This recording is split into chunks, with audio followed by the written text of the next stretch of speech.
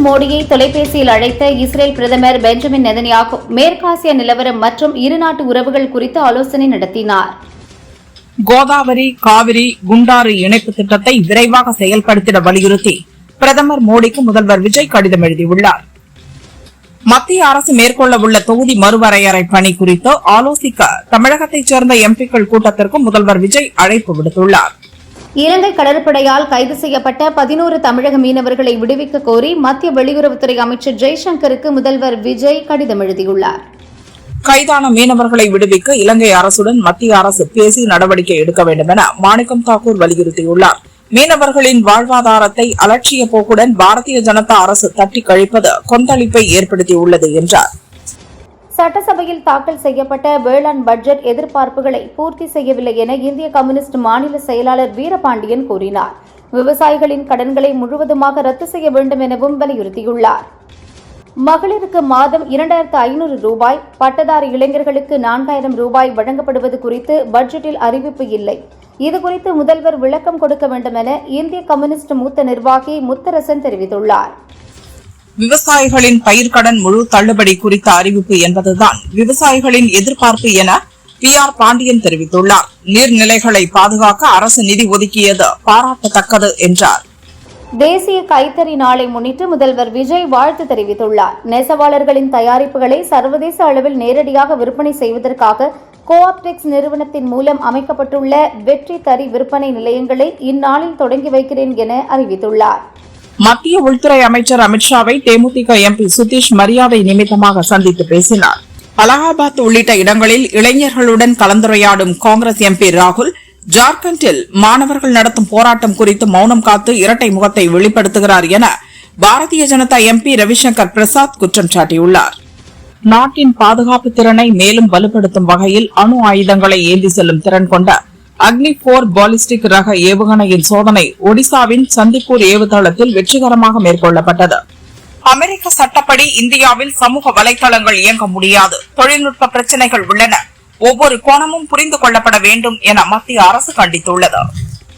மேற்காசிய நாடான ஐக்கிய அரபு எமிரேட்ஸின் பிரபலமான மனித வடிவ ரோபோவான பூ சுனைதா தன் காதலியான முசாவை பாரம்பரிய முறைப்படி கரம் பிடித்துள்ளார். சுதந்திர தினத்தை முன்னிட்டு சென்னை விமான நிலையத்தில் 5 அடுக்கு பாதுகாப்பு போடப்பட்டுள்ளது. உள்நாட்டு பயணிகள் 1.5 மணி நேரம், சர்வதேச பயணிகள் 3.5 மணி நேரத்திற்கு முன்னதாக வர அறிவுறுத்தப்பட்டுள்ளது. விண்வெளி வரலாற்றிலேயே முதல் முறையாக உலகின் சக்தி வாய்ந்த டேனியல் K இனோயே என்ற சூரிய தொலைநோக்கி மூலம் சூரியனின் மேற்பரப்பு இதுவரை இல்லாத அளவுக்கு மிக துல்லியமாக படம் பிடிக்கப்பட்டுள்ளது.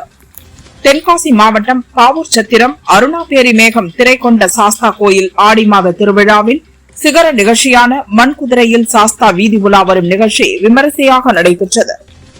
தமிழக சட்டசபையில் 2026-2027 நிதியாண்டுக்கான வேளாண் பட்ஜெட்டை வேளாண் துறை அமைச்சர் வினோத் தாக்கல் செய்தார். விவசாயிகளுக்கான இலவச மின்சாரத்திற்காக ரூபாய் 7432 கோடி பட்ஜெட்டில் ஒதுக்கப்படுவதாக வேளாண் அமைச்சர் வினோத் தெரிவித்தார். 15 லட்சம் விவசாயிகள் பயன்பெறும் வகையில் பயிர் காப்பீடுக்கு 648 கோடி ரூபாய் ஒதுக்கப்படும் என பட்ஜெட்டில் அறிவிக்கப்பட்டது. பயிர் வகைகள் மற்றும் எண்ணெய் வித்து பயிர்களில் தன்னிறைவுக்கான இயக்கத்திற்கு ரூபாய் 203.46 கோடி நிதி ஒதுக்கப்படுகிறது. 2026-2027 நிதியாண்டில் 17,000 கோடி ரூபாய் அளவுக்கு பயிர்க்கடன் வழங்கப்படும் என சட்டசபையில் வேளாண் துறை அமைச்சர் வினோத் அறிவித்தார். 17,315 ஏக்கருக்கு விதை கரும்பு மானியமாக ரூபாய் 9.36 கோடி நிதி வேளாண் பட்ஜெட்டில் ஒதுக்கீடு செய்யப்பட்டுள்ளதாக அமைச்சர் வினோத் தெரிவித்தார். தமிழகத்தில் 8 புதிய ஒருங்கிணைந்த வேளாண்மை விரிவாக்க மையங்கள் 27.82 கோடி ரூபாயில் அமைக்கப்படும். விதை சுத்திகரிப்பு திறனை அதிகரிக்க 3 புதிய விதை சுத்திகரிப்பு நிலையங்கள் 7.1 கோடியில் அமைக்கப்படும் என வேளாண் துறை அமைச்சர் வினோத் அறிவித்தார். பருத்தி உற்பத்தியை பெருக்க 27.21 கோடி ரூபாயில் பருத்தி மறுமலர்ச்சி இயக்கம் துவங்கப்படும். சீமை கருவேல மரங்களை அகற்ற 4 கோடி ரூபாய் ஒதுக்கப்படும் என வேளாண் அமைச்சர் வினோத் அறிவித்தார். உயிர்ம உர பயன்பாட்டை ஊக்குவிக்க விவசாயிகளுக்கு 4,000 ரூபாய் சிறப்பு ஊக்கத்தொகையாக வழங்கப்படும் என அமைச்சர் வினோத் தெரிவித்தார். ரசாயன உர பயன்பாட்டை தவிர்க்க 1 லட்சம் ஏக்கர் நிலங்களுக்கு திரவ உயிரி உரங்கள் வழங்கப்படும் என்றார். வறுமை கோட்டுக்கு கீழ் உள்ளவர்களுக்கு கால்நடை தீவனம் 1 கிலோ 2 ரூபாய் மானிய விலையில் வழங்கப்படும் என வேளாண் பட்ஜெட்டில் அறிவிக்கப்பட்டுள்ளது. தமிழக வேளாண் பட்ஜெட்டில் மாடித் தோட்டத்தை ஊக்குவிக்க வெற்றி இல்லத்தரசி வீட்டுத் தோட்டம் என்ற புதிய திட்டம் அறிவிக்கப்பட்டுள்ளது. இதற்காக ரூபாய் 10 கோடி நிதி ஒதுக்கீடு செய்யப்பட்டுள்ளது. இத்திட்டம் மூலம் இல்லத்தரசிகள் நச்சுத்தன்மையற்ற காய்கறிகளை வீடுகளிலேயே வளர்க்க உதவிகள் செய்யப்படும். உயிர்ம வேளாண்மையை பரவலாக்க 5 விவசாயிகளுக்கு சிறந்த விவசாயிக்கான நம்மாழ்வார் விருது வழங்கப்படும். இதற்காக ரூபாய் 11 லட்சம் ஒதுக்கீடு செய்யப்பட்டுள்ளதாக அமைச்சர் வினோத் தெரிவித்தார். சிறு குறு விவசாயிகளை ஊக்குவிக்கும் வகையில் மாநில அளவில் விவசாயிகளுக்கு அஞ்சலையம்மாள் பெயரில் விருது வழங்கப்படும். முதல் பரிசு ரூபாய் 2.50 லட்சம், இரண்டாவது பரிசு ரூபாய் 1.50 லட்சம், மூன்றாவது பரிசு ரூபாய் 1 லட்சம் வழங்கப்படும் என அமைச்சர் வினோத் கூறினார். சிதம்பர ரகசியம் போலிருந்த சட்டசபை நடவடிக்கை இன்று சாமானிய மக்களும் விரும்பி பார்க்கும் செய்தி போல் ஆகிவிட்டது என சட்டசபையில் அமைச்சர் வினோத் தெரிவித்தார். விவசாயிகளுக்கு பலனளிக்கும் கடந்த கால திட்டங்கள் தொடரும். அவர்களுக்காக புதிய திட்டங்களும் அமல்படுத்தப்படும். எல்னினோ தாக்கத்தால் 12 மாவட்டங்களில் அதிக பாதிப்பு ஏற்பட வாய்ப்பு என கணிக்கப்பட்டுள்ளது என வேளாண் அமைச்சர் வினோத் கூறினார். தமிழகத்தில் 2021க்கு பிறகு AI உழவு செயலி ஆகியவை வேளாண்மையை புதிய பரிமாணத்திற்கு கொண்டு சென்றுள்ளதாக அமைச்சர் வினோத் கூறினார். அதிக சவால்களை வேளாண் துறை சந்தித்து வருகிறது என்றார். வேளாண்மை பாதித்தால் எந்த துறையும் செயல்பட முடியாது என்ற கூற்றுக்கு ஏற்ப பட்ஜெட் உருவாக்கப்பட்டுள்ளதாக அமைச்சர் வினோத் பேசினார். விவசாயிகளுக்கான முன்னோடி திட்டங்களுடன் நிதிநிலை அறிக்கை தயாரிக்கப்பட்டுள்ளது என்றார். சட்டசபையில் அமைச்சர் வினோத் வேளாண் பட்ஜெட் உரையின் போது முதல்வரை புகழ்ந்து படித்த சில பகுதிகளுக்கு எதிர்க்கட்சியினர் கடும் எதிர்ப்பு தெரிவித்தனர். இதையடுத்து பட்ஜெட்டில் இருப்பதை மட்டும் படிக்குமாறு அமைச்சர் வினோத்துக்கு சபாநாயகர் அறிவுறுத்தினார். பணநாயகத்தை தோற்கடித்த பாமர மக்களின் ஜனநாயகன் நீங்கள்தான், கோட் சூட் அணிந்த விவசாயி நீங்கள் என முதல்வர் விஜய்க்கு வேளாண் பட்ஜெட் தாக்கல் செய்த அமைச்சர் வினோத் புகழாரம் சூட்டினார். தமிழக சட்டசபையில் வேளாண் பட்ஜெட் தாக்கல் செய்த அமைச்சர் வினோத் 2 மணி நேரம் 10 நிமிடங்கள் பட்ஜெட் உரையை வாசித்தார். ஆட்சி பொறுப்பேற்ற 3 மாதங்களில் அனைவரும் பாராட்டும் வகையில் திருத்திய நிதிநிலை அறிக்கை தாக்கல் செய்த அமைச்சர்கள் மரிய வில்சன், வினோத்துக்கு மனமார்ந்த வாழ்த்துக்கள் என முதல்வர் விஜய் பாராட்டியுள்ளார். தொலைநோக்கு பார்வையுடன் தாக்கல் செய்யப்பட்டுள்ள பட்ஜெட் அனைவரின் பாராட்டையும் பெற்றுள்ளது. வளமான தமிழகத்தை நோக்கிய நமது வெற்றி பயணம் தொடரட்டும் என முதல்வர் விஜய் கூறியுள்ளார். நிதி ஆதாரம் சரி செய்யப்பட்டவுடன் இன்னும் பல திட்டங்களை முதல்வர் விஜய் நிறைவேற்றி தருவார் என அமைச்சர் நிர்மல்குமார் கூறினார். மகளிருக்கு ரூபாய் 2500 எப்போது என்ற செய்தியாளர்கள் கேள்விக்கு நிதி ஆதாரத்தை கருத்தில் கொண்டு நடவடிக்கை எடுக்கப்படும் என அமைச்சர் நிர்மல்குமார் பதிலளித்துள்ளார். அரசின் திட்டங்களில் பொதுவான பெயர்கள் வைக்க வேண்டும் என்பதுதான் நோக்கம். இதனால்தான் திமுக, அதிமுக பெயர்கள் இருந்த சில திட்டங்களில் பெயர் மாற்றப்பட்டு வெற்றி என சேர்க்கப்பட்டுள்ளதாக அமைச்சர் நிர்மல்குமார் விளக்கமளித்துள்ளார். திமுகவும் அதிமுகவும் தமிழக நலனில் அக்கறை இல்லாத கட்சிகள். காவிரி விவகாரத்தில் அவர்களை அழைத்து பேசி என்ன பயன் என அமைச்சர் நிர்மல்குமார் கேள்வி எழுப்பியுள்ளார். வீடு தேடி மதுபானம் வரும் என்று சொல்வது தவறு என அமைச்சர் விக்னேஷ் தெரிவித்துள்ளார். சோதனை நிலையில்தான் ஆன்லைன் முன்பதிவு உள்ளது என்றார். தமிழக சட்டசபையில் வேளாண் பட்ஜெட் தாக்கல் செய்யப்படும் நிலையில் திமுக எம்எல்ஏக்கள் கருப்பு சட்டை அணிந்து வந்தனர். வறட்சி பற்றி பேசாமல் புகழ்ச்சி பாடி முதல்வரின் உச்சி குளிர பாராட்டு மழை பொழிய பயன்பட்டதுதான் வேளாண் பட்ஜெட் என ஸ்டாலின் விமர்சித்துள்ளார். திராவிட மாடல் அரசின் திட்டங்களின் மேல் வெற்றி என்ற லேபிளை ஒட்டினால் வேலை முடிந்தது என்று இந்த அரசு நினைக்கிறதா என கேட்டுள்ளார். தாவேக அரசின் வேளாண் பட்ஜெட்டில் உருப்படியாக எதுவும் இல்லை. தேர்தல் நேரத்தில் பல வாக்குறுதிகளை சொல்லி மக்களை ஏமாற்றினர். ஆனால் எதையும் செய்யவில்லை. சட்டசபையில் நாங்கள் கேட்கும் கேள்விகளுக்கு தைரியம் இருந்தால் முதல்வர் பதில் சொல்லட்டும் என உதயநிதி கூறினார். வேளாண் பட்ஜெட்டில் திமுக ஆட்சியில் கொண்டுவரப்பட்ட திட்டத்தை எல்லாம் புது திட்டம் போல் பெயர் மாற்றி அறிவித்துள்ளனர் என எதிர்க்கட்சித் தலைவர் உதயநிதி ஸ்டாலின் தெரிவித்தார். சைவ, வைணவ சமயங்கள் மற்றும் பெண்கள் குறித்து சர்ச்சையாக பேசிய வழக்கு தொடர்பாக முன்னாள் அமைச்சர் பொன்முடிக்கு பிடிவாரண்ட் பிறப்பிக்கப்பட்டுள்ளது. செப்டம்பர் 2ஆம் தேதிக்குள் அவரை ஆஜர்படுத்த போலீசாருக்கு கோர்ட் உத்தரவிட்டுள்ளது. வேளாண் பட்ஜெட் மீது விவசாயிகளுக்கு பெரும் எதிர்பார்ப்பு இருந்தது. ஆனால் ஏமாற்றமே மிஞ்சியது. அதில் புதிய திட்டங்கள் எதுவும் இல்லை என அதிமுக பொதுச் செயலர் பழனிசாமி விமர்சித்துள்ளார். சட்டசபையிலிருந்து வெளியே வந்த அதிமுக பொதுச் செயலாளர் எடப்பாடி பழனிசாமி எதிர்க்கட்சித் தலைவர் உதயநிதியின் காரை தனது கார் என நினைத்து ஏற முயன்றதால் பரபரப்பு நிலவியது. பின்னர் தனது காரில் பழனிசாமி புறப்பட்டார். தாவேக அரசு பல கவர்ச்சி திட்டங்களை அறிவித்துவிட்டு அதற்கு வடிவம் கொடுக்கும் விவசாயிகள் நலனை காற்றில் பறக்கவிட்டது போல் அமைந்திருக்கிறது இந்த வேளாண் பட்ஜெட் என வானதி சீனிவாசன் கூறியுள்ளார். வேளாண் பட்ஜெட்டில் விவசாயிகளுக்கான நிவாரண அறிவிப்பு இல்லாதது ஏமாற்றம் அளிக்கிறது என்கிறார் இந்திய கம்யூனிஸ்ட் மாநில செயலாளர் வீரபாண்டியன். எல்னினோ தாக்குதலால் பாதிப்பு ஏற்படும் என வானிலை மையம் எச்சரித்தும் அது குறித்த எந்த திட்ட அறிவிப்பும் இல்லை என குறிப்பிட்டார். சென்னை தலைமை செயலகத்தில் அதிமுக அதிருப்தி எம்எல்ஏக்களான எஸ்பி வேலுமணி, சி.வி. சண்முகம் மற்றும் கே.பி. அன்பழகன் ஆகியோர் அமைச்சர் ஆனந்தை சந்தித்து பேசினர். இந்த சந்திப்பு தமிழக அரசியலில் பெரும் பரபரப்பை ஏற்படுத்தியுள்ளது.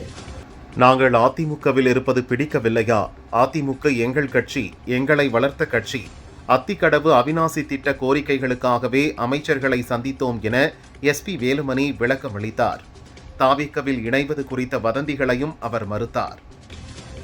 மத்திய நிதியமைச்சர் நிர்மலா சீதாராமனை காங்கிரஸ் ராஜ்யசபா எம்பி பிரவீன் சக்கரவர்த்தி சந்தித்து பேசினார்.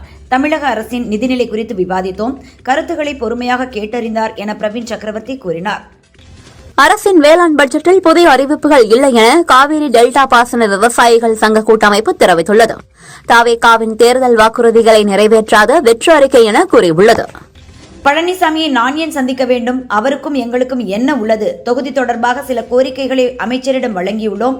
ஒரு அமைச்சரை எம்எல்ஏக்கள் சந்திப்பது இயல்பானது என அமைச்சர் ஆனந்தை சந்தித்த பின் சி.வி. சண்முகம் கூறினார்.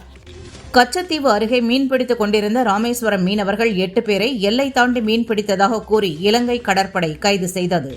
தமிழகத்தில் ஆகம விதிகளை பின்பற்றும் கோயில்கள், பின்பற்றாத கோயில்களை தனித்தனியே வகைப்படுத்தி அதன் பட்டியலை வெளியிட தமிழக அரசுக்கு 5 மாதம் அவகாசம் வழங்கி சுப்ரீம் கோர்ட் உத்தரவிட்டுள்ளது. சட்டவிரோத மணல் குவாரி வழக்கில் துணை போன அதிகாரிகள் மீது என்ன நடவடிக்கை எடுக்கப்பட்டுள்ளது என ஹைகோர்ட் கேள்வி எழுப்பியுள்ளது. சட்டவிரோதமாக செயல்பட்ட 2 குவாரிகளுக்கு ரூபாய் 3 கோடி அபராதம் விதிக்கப்பட்டு குவாரிகள் மூடப்பட்டதாக அரசு தரப்பு தெரிவித்துள்ளது. ஆகஸ்ட் 8 முதல் 12 வரை மேற்கு தொடர்ச்சி மலை மாவட்டங்களில் உள்ள இடங்களில் மிதமான மழை பெய்யும் என வானிலை ஆய்வு மையம் தெரிவித்துள்ளது. ஆகஸ்ட் 12 வரை தமிழகம், புதுவை, காரைக்காலில் ஓரிரு இடங்களில் லேசானது முதல் மிதமான மழை பெய்யும் என கூறியுள்ளது.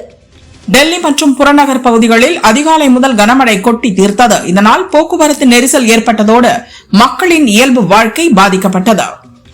தங்கம் விலை சவரனுக்கு 2160 ரூபாய் உயர்ந்து 1,10,000 ரூபாய்க்கும், கிராமுக்கு 270 ரூபாய் உயர்ந்து 13,750 ரூபாய்க்கும் விற்பனையாகிறது. வெள்ளி விலை கிராமுக்கு 10 ரூபாய் உயர்ந்து 1 கிராம் 250 ரூபாய்க்கு விற்கப்படுகிறது. 1 லட்சம் விவசாயிகளுக்கு 4 கோடி ரூபாயில் மண்வள அட்டைகள் வழங்கப்படும். 5 ஆண்டுகளுக்கு 600 கோடியில் மண்வள பாதுகாப்பு இயக்கம் அமைக்கப்படும் என பட்ஜெட்டில் அறிவிக்கப்பட்டது. காட்டுப்பன்றிகளால் ஏற்படும் பயிர் இழப்புகளை தடுக்க காட்டுப்பன்றி சேத தடுப்பு திட்டத்திற்கு ரூபாய் 7.35 கோடி ஒதுக்கப்படுகிறது.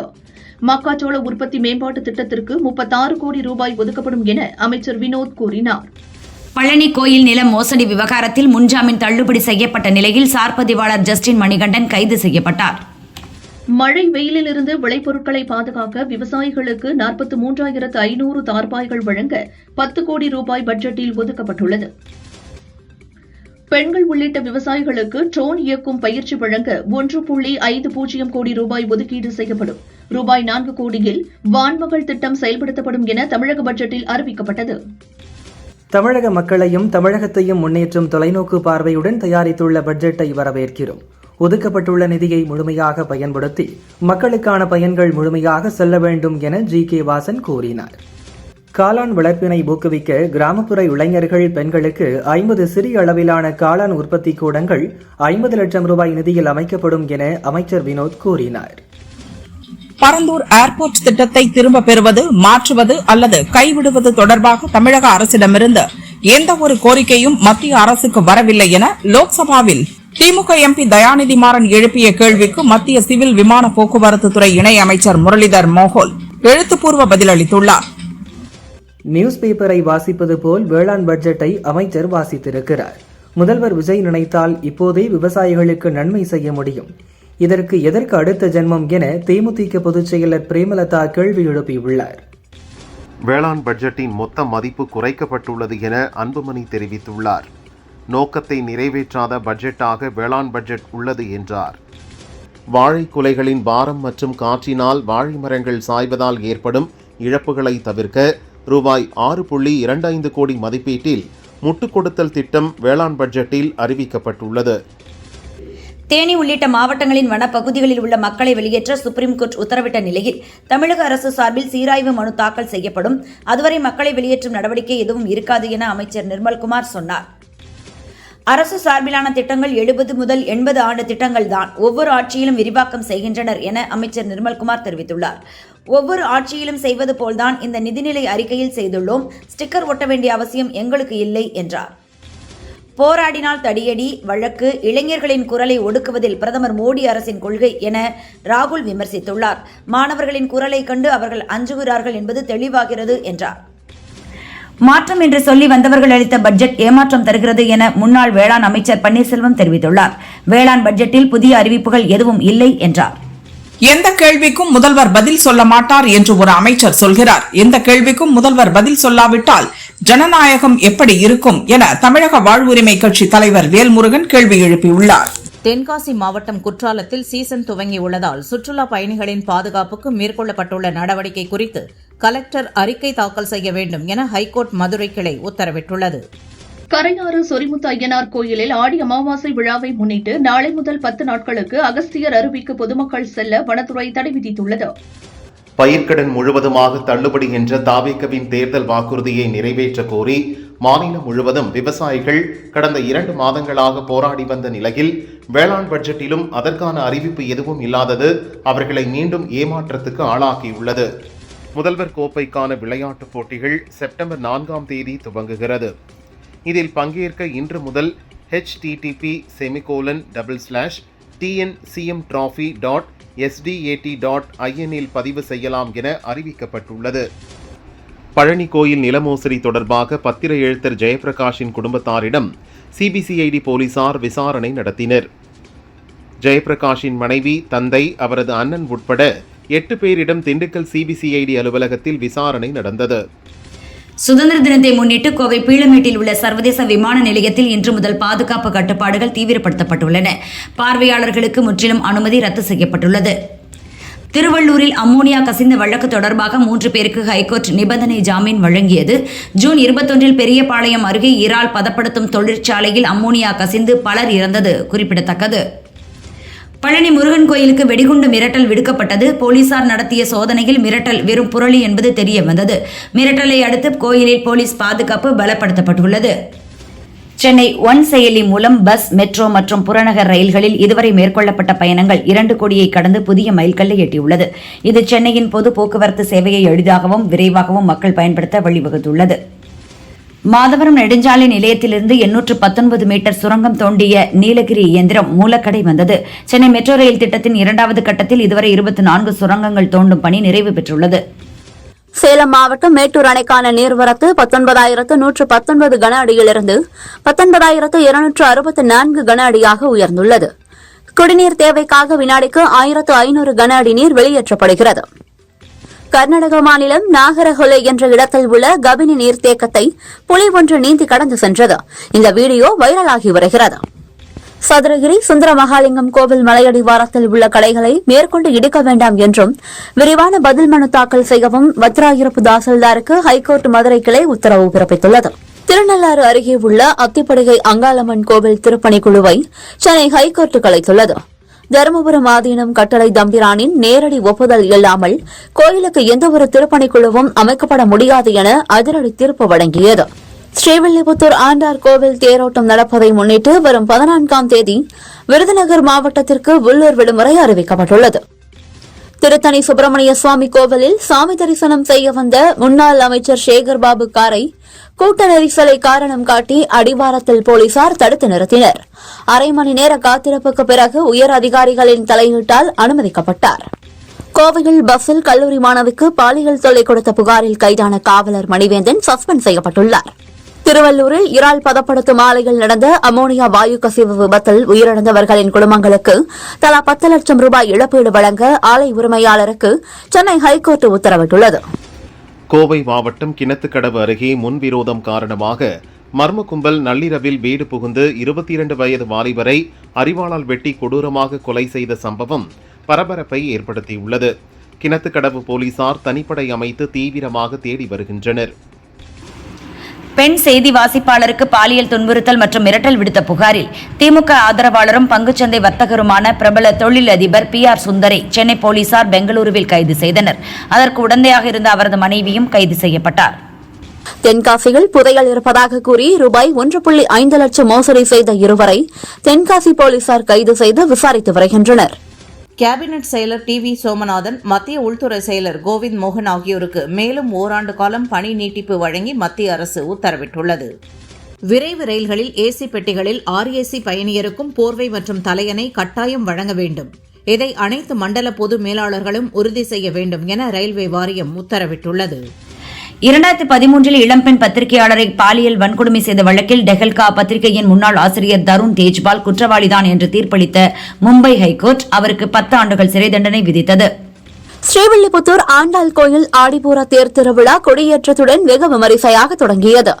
தேரோட்டம் 14ஆம் தேதி நடைபெறுகிறது. வல்லக்கோட்டை முருகன் கோவிலில் ஆடி கிருத்திகையை முன்னிட்டு பக்தர்கள் திரளாக கலந்து கொண்டு சுவாமி தரிசனம் செய்தனர். சுவாமிமலையில் சிவபெருமானுக்கு உபதேசித்த பிரணவ உபதேச அலங்காரத்தில் உற்சவர் முருகப்பெருமான் அலங்காரத்தில் பக்தர்களுக்கு காட்சியளித்தார். தூத்துக்குடி தூய பனிமய மாதா பேராலயத்தின் 444ஆம் ஆண்டு திருவிழா கோலாகலமாக நடந்தது. இதையொட்டி சிறப்பு திருப்பலி நடந்தது. இதில் பெருந்திரளான கிறிஸ்தவர்கள் பங்கேற்று பிரார்த்தனை செய்தனர்.